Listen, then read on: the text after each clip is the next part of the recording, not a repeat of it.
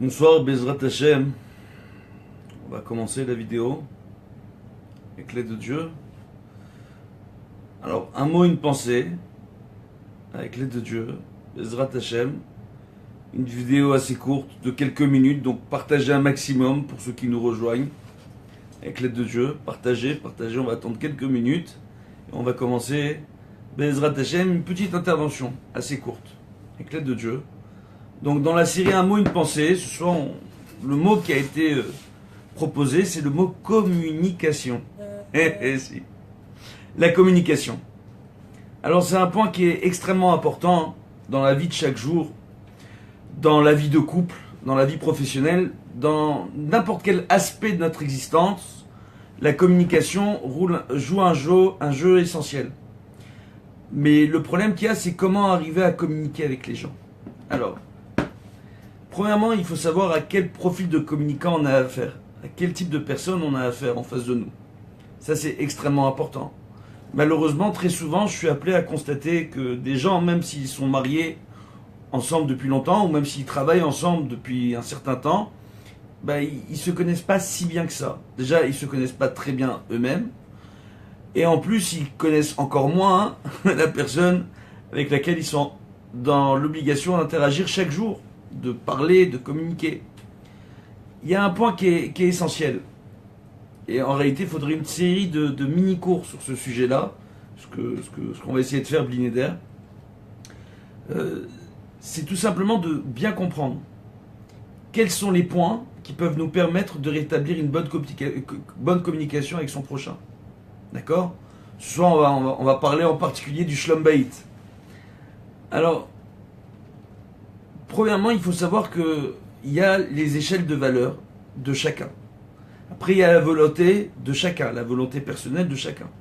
Et après, il y a les besoins personnels de chacun. À partir du moment où les échelles de valeur avec le temps peuvent appeler à différer l'un de l'autre.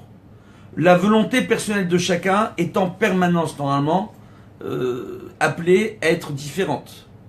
Et en plus de ça, si je rajoute à cela en plus les besoins personnels de chacun, parfois les besoins personnels de chacun ne vont pas dans la même direction. Comment arriver à rétablir les choses ? C'est quelque chose de très simple en réalité. Au lieu de chercher à changer l'autre, au lieu de chercher à imposer à l'autre nos propres choix ou notre vision de la vie, il faut chercher à faire parler l'autre un maximum et à être à son écoute. En cherchant à comprendre quelle est son échelle de valeur sur le sujet sur lequel nous avons un différend. D'accord ? Quelle est sa volonté personnelle sur ce sujet-là. D'accord ? Et en plus de ça, quels sont ses propres besoins, les besoins personnels, pour arriver à établir les besoins en commun. Par rapport à cela, après, analyser nous-mêmes ce que nous pensons de la situation, ce sont nos échelles de valeur, ce que nous voulons par rapport à cette situation, notre volonté personnelle, et après nos besoins personnels pour arriver à mettre en commun nos besoins. Alors malheureusement, je sais que ça a l'air très simple ce que je suis en train de dire, mais c'est pas une recette magique. La majeure partie des gens sont incapables de faire ce travail d'eux-mêmes. Raison pour laquelle il faut très souvent faire appel à une aide extérieure, une aide professionnelle, pour arriver à rétablir la communication entre différentes personnes. Une sorte de médiateur, entre guillemets. Avec l'aide de Dieu, il faut bien arriver à comprendre. Avant d'arriver jusqu'à ces médiateurs, que ce soit des psychologues, psychiatres, rabbinim ou autres, et j'en passe, il faut arriver tout simplement à mettre en place une petite liste. Quand moi j'ai un différend dans mon couple, d'accord ? Mettre en place cette petite liste. Quel est sur ce différend-là, ce point en particulier ? On va prendre un exemple simple. En ce moment, c'est les grandes vacances, d'accord ? Donc, il y a des personnes qui partent en vacances. Après, il y a des différends, des débats sur les activités que l'on a envie d'avoir pendant les vacances, ou les activités qu'on a envie de laisser faire à nos enfants. Il peut y avoir des différends, d'accord ? Parce qu'il y a un problème sur l'échelle de valeur, il y en a un qui va se dire « j'ai pas envie de voir mon enfant dans tel endroit », l'autre qui va se dire « pourquoi on va se bloquer sur cet endroit, pourquoi on va lui interdire d'aller dans tel endroit », d'accord ? Ou alors, l'enfant a vraiment envie d'aller dans un endroit qui convient à l'un des deux parents mais qui convient pas à l'autre, etc., etc. Alors maintenant là c'est encore plus compliqué parce que c'est plus une communication à deux, c'est une communication avec les enfants au milieu. Donc ça, c'est encore plus compliqué. Donc en réalité, pour arriver on va dire, à une pshara, donc à un accord entre tous les partis, sur des petits différends comme ça, il suffira tout simplement de dire voilà pour quelle raison. Voilà, moi, ce sont mes échelles de valeur en tant que père, ou mes échelles de valeur en tant que mère, pour lesquelles je n'ai pas envie de voir mon enfant aller dans tel endroit. D'accord ? Ça, c'est premièrement.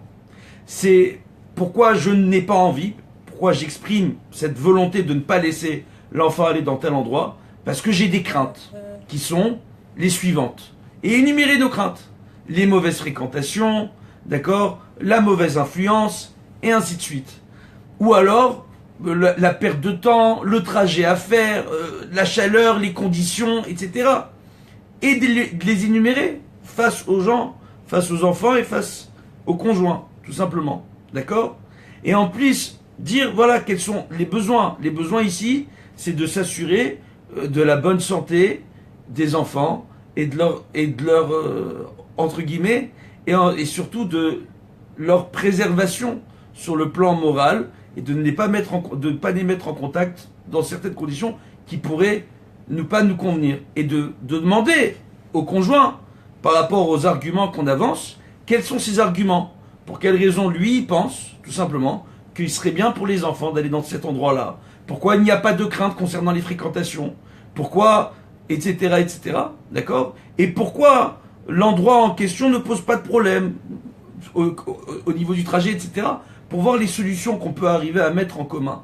De prendre ce temps d'écouter l'autre, de prendre ce temps avant d'apporter son opposition totale ou de se fermer à toute communication, de prendre ce temps-là, c'est ce qui pourrait peut-être vous sauver votre vie de chaque jour et la préserver de beaucoup de pertes de temps, de fâcheries et d'énervement inutile, tout simplement.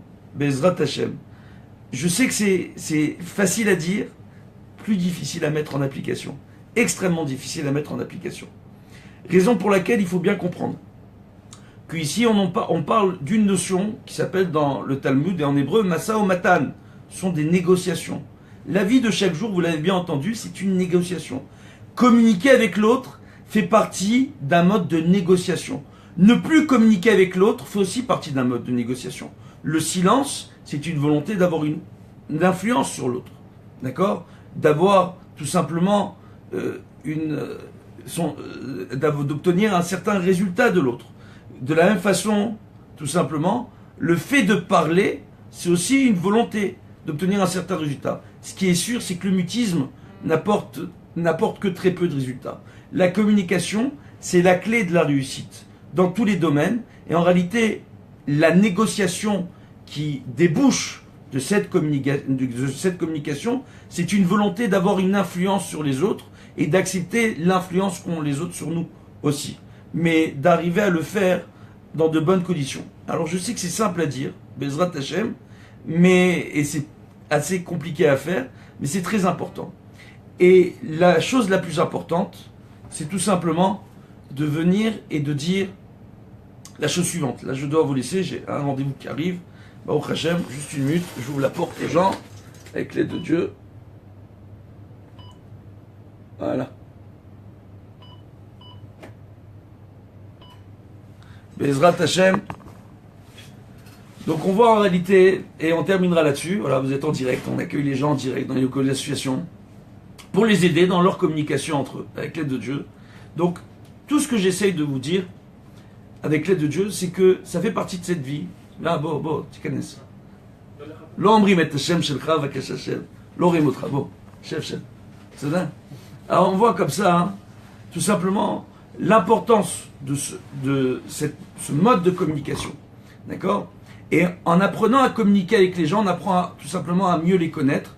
Et il faut savoir que même lorsqu'on s'est marié avec une personne, il y a de ça 10 ans, 15 ans, 20 ans en arrière, les épreuves de la vie, de chaque jour, faut qu'on peut chacun évoluer de façon différente et penser des choses différentes et ne pas prendre conscience de ça si le couple ne prend pas le temps de communiquer sur le modèle que je vous ai donné ce soir, Bezrat Hashem, avec l'aide de Dieu.